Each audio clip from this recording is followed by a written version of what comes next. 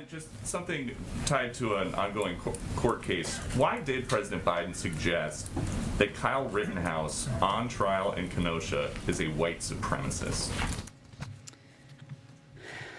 So, Peter, what I'm not going to speak to right now is anything about an ongoing trial, nor the president's past comments. What I can reiterate for you is the president's view that we shouldn't have, broadly speaking, vigilantes patrolling our communities with assault weapons. We shouldn't have opportunists corrupting peaceful protests by rioting and burning down the communities they claim to represent anywhere in the country. As you know, closing arguments in this particular case, which I'm not speaking to, I'm just making broad comments about his own view.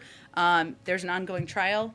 We're awaiting a verdict. Beyond that, I'm not going to speak to any individuals or this case. But the president has spoken to it already. And his mom now, Kyle Rittenhouse's mom, came out saying that the president defamed her son, and that she claims that when the president suggested her son is a white supremacist, he was doing that to win votes. Is that what happened?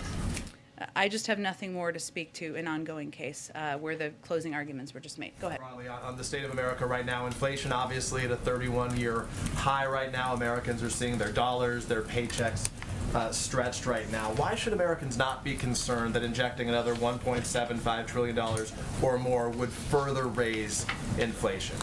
Because no economist out there is projecting that this will have a negative impact on inflation.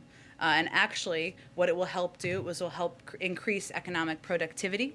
It will help economic growth in this country. That and the Build Back Better agenda will help reduce inflation, will help cut costs for the American people over the long term.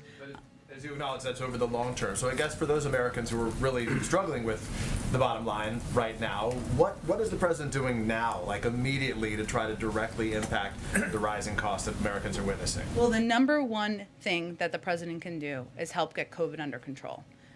That we know is the root cause of inflation and the price increases we're seeing for a range of reasons. That is the best step that he can take, that the administration can take to help get it under control. I'd also note, though, in many of his proposals, but his Build Back Better agenda that is currently working its way through Congress, and we're eager for the House to pass this week, there are a number of components in there that will lower costs next year for the American people, cutting child care costs in half, making preschool free for families starting in 2022, saving families $8,600, leading to the construction of additional housing units. We're seeing housing and the cost of rent as a major driver of costs for families across the country. And even on issues like negotiating prescription drugs. There are people across the country that are paying a lot of money out of pocket for insulin. It will cap the cost at $35. The president has a plan for lowering costs for the American people. No one is denying that inflation and any element of raising costs is an issue for the American people. The question is, what are the solutions? We're proposing solutions. In the short term, we have to continue to get COVID under control. In the medium and long term, we want to pass this agenda, which economists will tell you, including Nobel laureates, this will help address inflationary issues over the long term. Go ahead. Thanks, Jen. We're seeing some reports that Russia carried out an anti-satellite weapons test over the weekend and potentially created some kind of debris in space. I'm wondering if the president's been briefed on that at all, and if the White House has a response beyond what we've heard from. I have seen these reports. I know that the State Department was going to issue a statement about it, so let me refer to them on any commentary on it at this point.